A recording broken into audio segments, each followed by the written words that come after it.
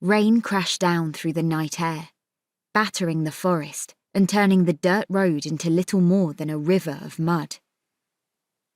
The actual river had almost burst its banks by this point. Such had been the intensity of the awful weather that had gripped much of the country since Christmas. And the nearby forest hummed and hissed with the sound of more and more rainfall. Traipsing through the mud, John Lord made for an unlikely sight as he approached the stone bridge. He'd been a big, strong man once, but now in his late 50s his back had begun to give out, and he was more of a hunched and somewhat ruined figure. Had the rain not been so loud, John's ragged breaths would have been a clear sign that something was also wrong with his lungs.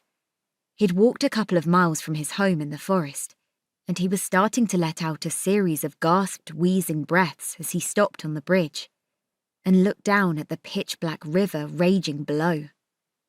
Over his shoulder, John was carrying a large sack filled with a mass of small, writhing bodies.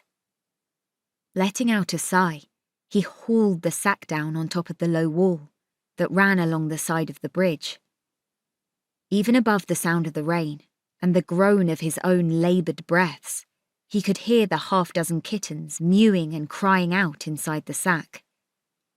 He thought for a moment of how hard he'd had to struggle to get them all in there, and deep down he felt sure they'd known what was coming.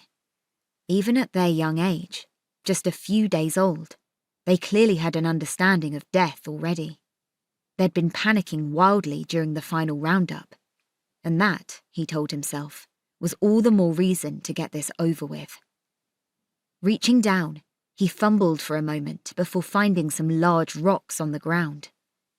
He set the rocks on the wall, and then he began to finally untie the top of the sack while making sure to keep the little bastards from escaping. Sure enough, he felt one of them immediately trying to wriggle through the opening, and he had to slam his fist down to force it back. Grabbing one of the larger rocks, he dropped it into the bag, and then he added the others. Once the bag was heavy enough, he reached down and began to tie it shut again so that... Suddenly, a small black paw lashed out from the top of the sack, its claws catching John's hand. Wincing, he pulled his hand back, but he could already feel rain washing blood from the thick cut.